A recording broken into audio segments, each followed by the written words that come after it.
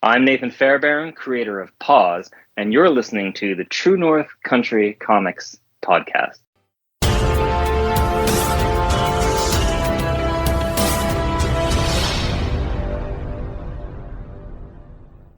Welcome to the True North Country Comics podcast, dedicated to promote Canadian comic book and graphic novel creators and supporters. I'm John Swinimer. If you want to drop me a line, you can contact me at john@truenorthcountrycomics.com. On this episode, I chat with Nathan Fairbairn about Paws, Gabby Gets It Together. This podcast is available on Apple Podcasts and Google Podcasts. It's also available on the True North Country Comics channel on YouTube. I invite you to like and subscribe. Nathan is a comics creator based in Vancouver, BC, whose work on books such as Scott Pilgrim and Wonder Woman Earth 1 has frequently topped the New York Times bestsellers list. His client list includes Marvel, DC, Image, Dark Horse, and Oni. He's also the writer and co-creator of Lake of Fire from Image Comics, now available in 7 languages. He's won the Joe Shuster Awards in the categories of Outstanding Canadian Comic Book Colorist and Outstanding Canadian Comic Book Artist with Yannick Paquette, and in 2019 he was nominated for an Eisner Award in the category of Best Coloring. Nathan's newest project is Paws, Gabby Gets It Together, a middle-grade graphic novel series he co-created with Michelle Assasarasakorn for Penguin Random House. Paws, Gabby Gets It Together is a story of best friends Gabby, Jordan, Priya Gupta, and Mindy Kim. They're different in just about every way, personalities, hobbies, family, and more, but they have a few important things in common. They're all in the same class, they absolutely love animals, and for reasons they are as varied as the trio themselves, none of them can actually have any pets. Unable to resist the adorable temptation any longer, the girls decide to come up with a way to finally get their hands on some furry friends. And as luck would have it, seems like their neighborhood is in need of some after-school dog walkers. So just like that, Paws is born. And so without further ado, here's my chat with Nathan Fairbairn about Paws, Gabby Gets It Together. So Nathan Fairbairn, thank you very much for taking time to chat with me. No problem at all. I appreciate your time. Yeah, no, this is great. I would like to start off, though, what I normally do with the artist and creator is ask about the first comic book that they read. So I wonder if you remember, what was the first comic book that you read? Yeah, I mean, it's funny. I recently just did an interview and they asked the same question. I don't know if I could narrow it down to exactly which comic book, but I kind of discovered comic books. I think I was 6 or 7 and we just moved into a farmhouse and I was kind of exploring and on a dusty back shelf in I think it was a liquor cabinet or something, there was this cardboard box full of old Marvel comics that I guess the previous occupant had left behind. You know, they were a bit old. They were probably 5 or 6 years old at that time, maybe a little older than that. But it was like, you know, Shang-Chi, the Master of Kung Fu, and Conan, but also a lot of Hulk and Avengers and Iron Man. Wow. That was a good find. It was a fantastic find. I still have most of those books. They're very foundational in my obsession with comics. But the one that I think was probably the first one I read, or at least the first one that I really just decided was Avengers 199 by George Perez. I think it was the second half. I think that's the right number. Like, I'm just looking at my spinner rack right now because it's in my spinner rack, just completely beat to hell. And because I've never been a collector, I've always been a reader. Sure. I have books that would be worth a lot of money if I hadn't completely destroyed them by reading them. But yeah, I think it was 199, the second half of the Red Ronin story. Cool. Yeah, and George Perez. And something about it just, I was like, whoa. Yeah, that's cool. And then luckily I never read 200. He didn't have that one because I could track that one down years later, and that is a terrible comic. It's a very weird issue. It's one where like Ms. Marvel is suddenly pregnant and then gives birth, and that's a dicey comic. But, oh my. Okay. But sorry, I went off on a tangent there. But yeah, that was probably my first comic book. Cool. Good. Well, lots of good inspiration then growing up, but I'm wondering who or what inspires you to create today? Oh, geez, that's a good one too. I don't know. I'm just constantly inspired because I read a lot of read a lot of comic books, and I'm constantly finding new artists. Let's see. I mean, I'm always inspired by, as a colorist, you work with a lot of people. So you're constantly, getting new art coming in, and, you kind of respond to the art that you're given, and that kind of inspires you to do good work. So as a colorist, I'm inspired by other colors, but I'm also just inspired by the art that I'm working with. As a writer, currently, I'm kind of entering this middle grade space of writing. So yeah, I'm inspired by the kind of stars of that world, Raina Telgemeier, Gail Galligan, Cece Bell, just people who really figured out a way how to connect with kids. Cool. Let's talk about your latest project called Paws with Michelle Sassarasacorn. I wonder if you could talk a bit about the story and maybe the origin of the project as well. Sure, yeah. So Paws is the story of these three young girls who are extremely different kind of kids.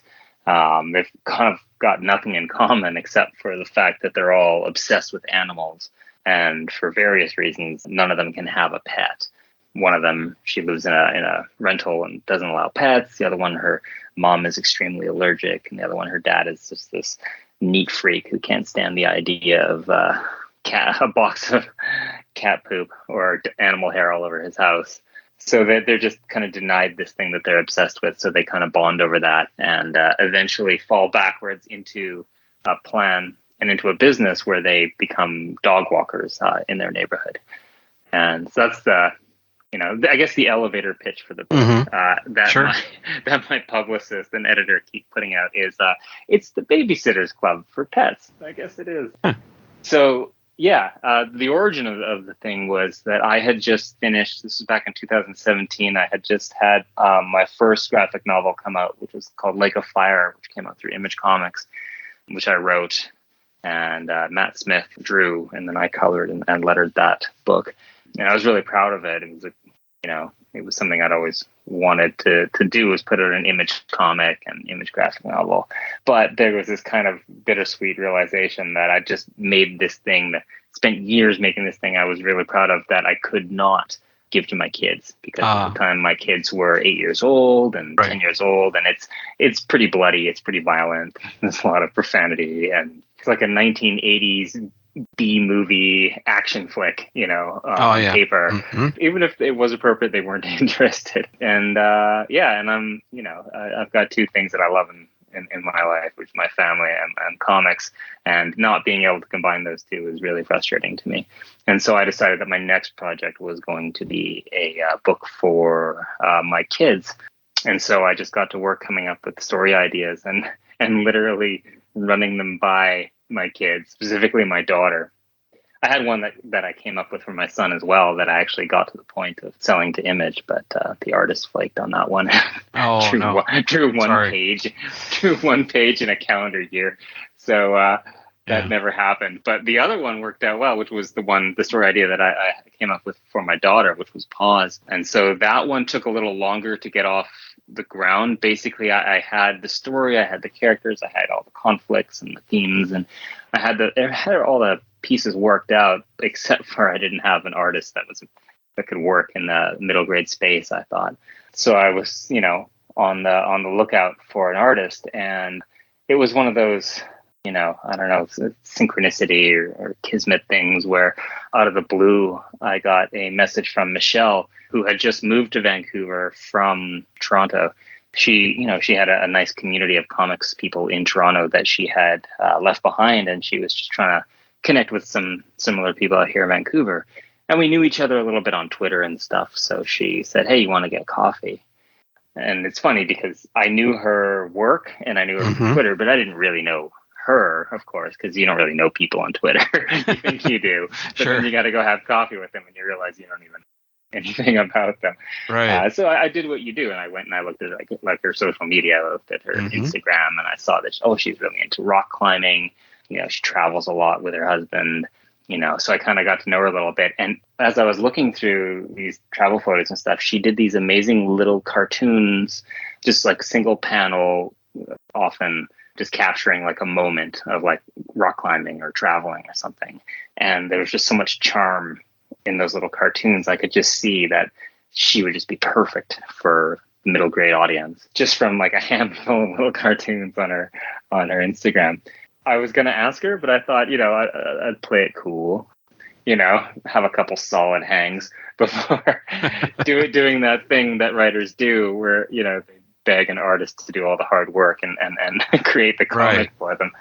Yeah, I think I lasted 20 minutes into that first coffee before I started feeling her out to see if she, because we just really hit it off. Like, I could just tell that I would really enjoy working with her. And she was a little surprised because it was not on her radar. She didn't have kids at the time. She's got a young daughter now. She wasn't really aware of middle grade comics because she's originally from Thailand, where she knew manga. So she just didn't know about Raina Telgemeier. Didn't know how massive middle grade graphic novels are. So I had to kind of teach her about that and tell her that there's definitely an audience for it. And she I don't know, she bought it, and so we started kind of working and developing like character designs and stuff in November of 2018. And then in 2019, we applied in May for a Canada Council grant. Okay. Like a creation grant, which we won in June. And so that allowed her mainly to spend the next 4 or 5 months not working so much and working on a really substantial pitch for a publisher. Like we basically finished the first third of the book. Okay. Colors and letters and inks and everything. And so we sent that off in early 2020. Sold the book in November 2020 and then finished the book in March of 2021. And now in March 2022, we're finally seeing its release. The amount of time it takes for these things to happen. That's definitely a different process from what you're normally used to with single issues with comic books, isn't it? That's definitely a lot of work. Yeah, it couldn't be a different kind of process. Like with coloring, you're basically the last step in the assembly line. By the time you get that email from an editor, the book has been conceived and pitched and script's been written and, the thumbnails are done and then approved and then the pencils are done and then the inks are usually mostly done. And, maybe the letterer is already having a go at it. And then, they're like, oh, we should get this thing colored. The turnaround with a book that you're coloring versus the book like Paws where you're from the ground up. Like I've had books where I get an email from an editor and then the pages are sent to me that day.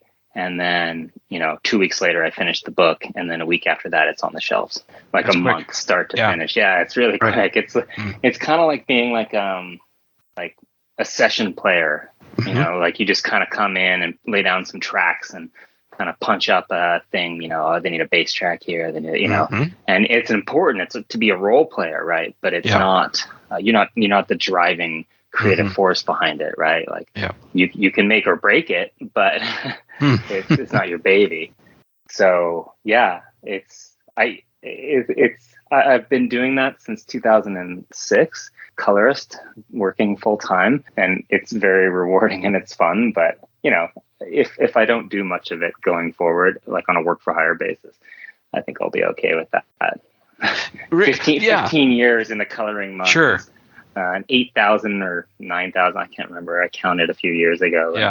It was over 7,000 a couple of years ago, so I don't imagine it's that's pretty astounding. A lot of comics. Yeah, for sure. So you're thinking that and Paws is out now. People should go out and buy it, and you're hoping that this picks up, and this might be a new step in your career. Then I sure hope so. Yeah, like Paws is. It's interesting. We pitched it as a standalone graphic novel, and our publisher loved it, but he loved it if it was part of a series, which is interesting. We pitched one book, and they're like, "We want 3," which is, I don't know if that's a normal thing, but I was perfectly happy. I was like, "Yeah, sure, I can tell more. Why not? More stories." I mean, the first book is mostly just setup anyway. So yeah, so we've been hard at work on the second book. We've got about, I don't know, maybe 40 pages left of the second book. And we are well behind deadline because Michelle had a baby. Oh, wow. That's great news. Yeah, but it certainly put us behind schedule. Sure. Yeah. But publisher's been great, like super understanding. Good. They moved the printer from China to North America so that we can, have a little more time. And the second book comes out in November. Wow. And then, third book will probably come out in November of the year after. Cool. Good. Yeah. So I want to ask you, this is a different thing then. I know that recently I've been seeing your name pop up. You're working with Yannick Paquette doing covers for DC. So, I mean, beyond the physical book itself versus the thinner comic, what is the difference in collaboration doing covers versus your work with Michelle on Paws? Well, I mean, Yannick and I have been working together since 2009, I think. Yeah, we started over at Marvel on Weapon X with Jason Aaron, and then we moved over to DC to do Return of Bruce Wayne first with Grant Morrison, and then we launched Batman Incorporated, and we did that for a while, and then we did Swamp Thing with Scott Snyder, and then we went back with Grant and did the Wonder Woman Earth 1 series. Yeah, There's pretty 3 cool. books of that. Yeah. All great stuff there, Yeah. So Yannick's like a brother. He's my biggest collaborator. Yeah, it's a bit sad because I had to basically turn down some work with him for the first time in over a decade because I needed to focus on my own kind of creative endeavors. But I love him, so I'm still doing covers with him just to keep that that connection. And those are just pure fun for me because I've colored over 1,000 pages of Yannick's art, and it's like coming home, right? He sent me a cover, and it's the easiest thing in the world for me to I know exactly what he wants, and in a way it's hard to, and this is kind of a bit of the problem I had. I originally got into coloring as a side door, I thought, into getting into the industry so that I could become a writer. Because I was naive and young and thought, I'm just going to get my foot in the door somehow, and then they'll just roll out the carpet for me to write comic books. Yeah, right. Sure. It doesn't work that way. No.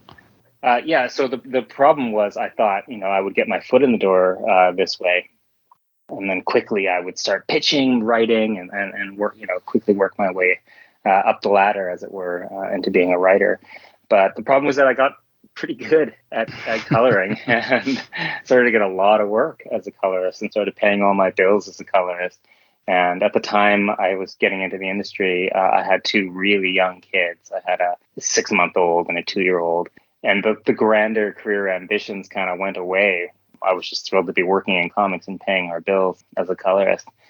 And it wasn't until my kids were 6 or 7 and I was just finishing up on Batman Incorporated.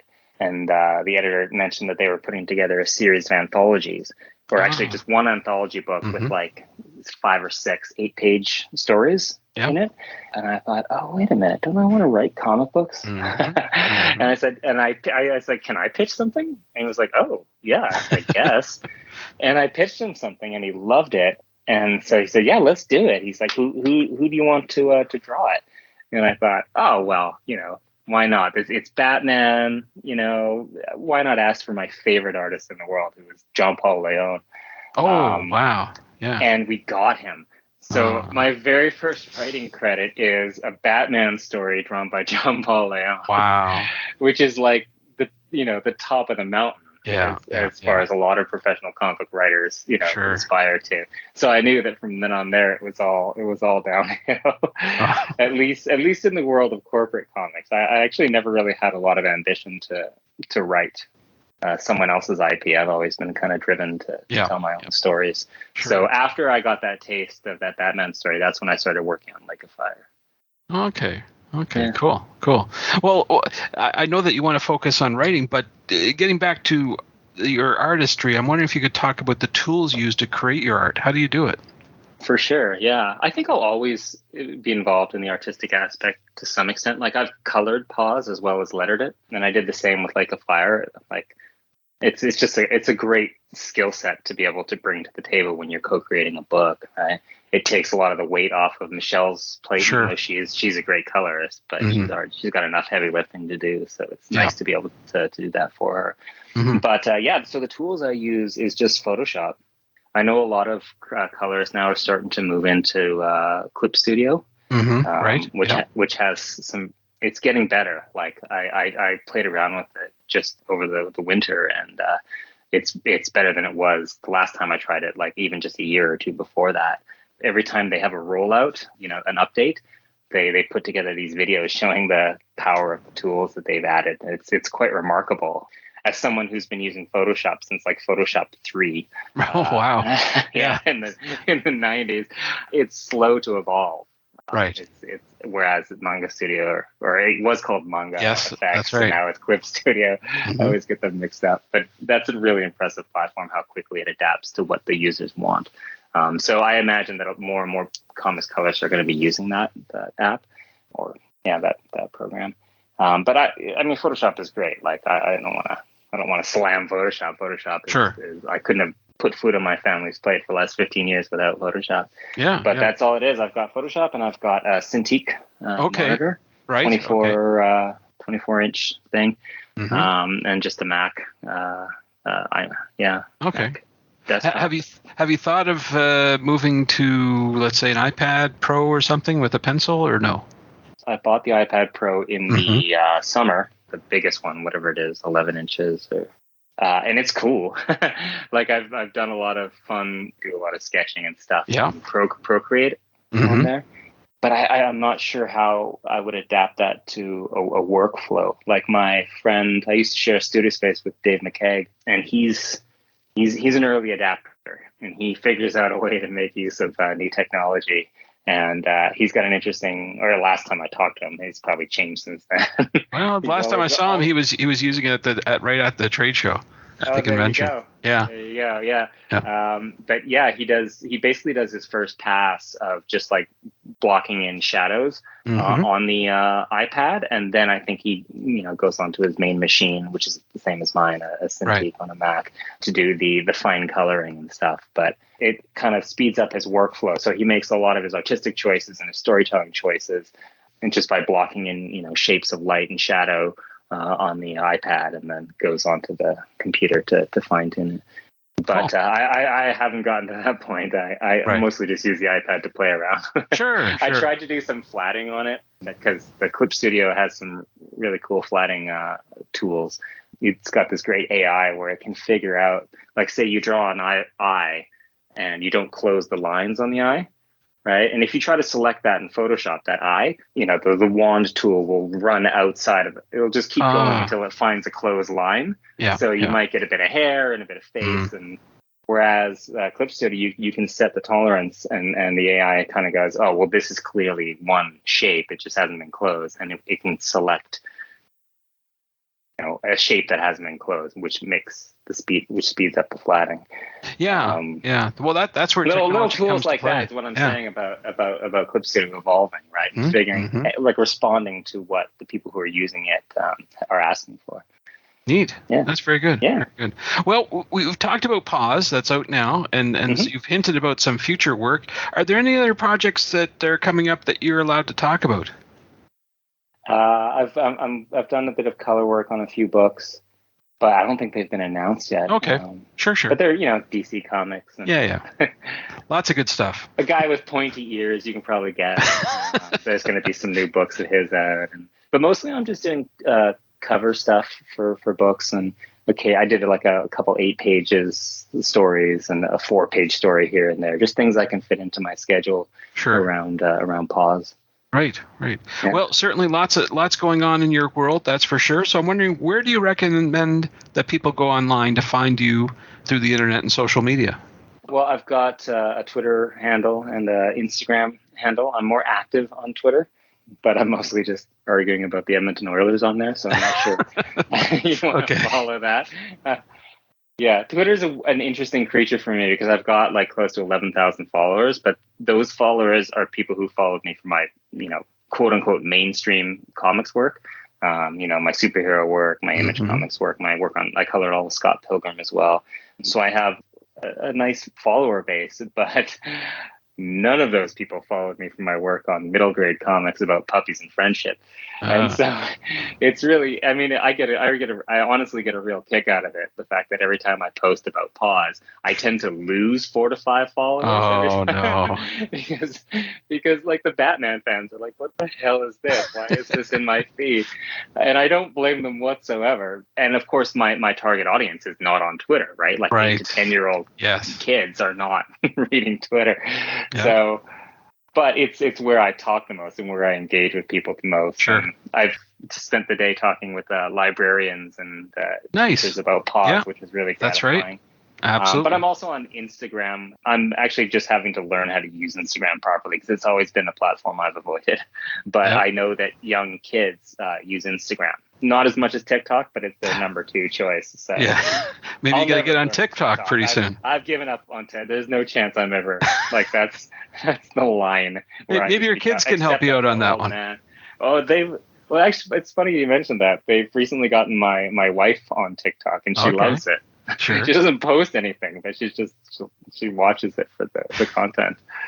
So yeah, and I've got a website because I'm an old man, and I think people need websites. It's nathanfairbairn.com. Do you remember the old days when you used to have a website and people would go to a website? I remember the days before the internet. Don't talk about that. I remember those days too, man. Yeah. I was there. I built my first website on GeoCities, where I coded the HTML myself. Yes, that's right. We did our own coding back in the day. Oh yeah, you had your guest book and your and your counter. Yeah. Oh man, we've come a long way, hey? Sure have. Well, Nathan, those are all the questions I have for you. But I'm wondering, is there something I didn't ask that you'd like to get across in this interview? Paws it's a book that's great if you have kids between the age of 8 and 12. I think the sweet spot is probably 8 to 10 years old, but I'm really proud of it. And I think the second one's going to be even better. Thanks to Nathan for the chat. You can discover more about Nathan on Twitter at Nathan Fairbairn and online at nathanfairbairn.com.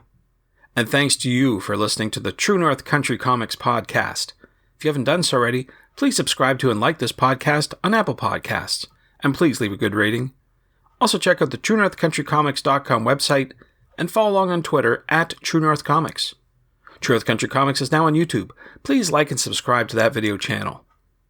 And please send your feedback to John at TrueNorthCountryComics.com. Thanks again for listening, and come back soon for another episode. Bye for now.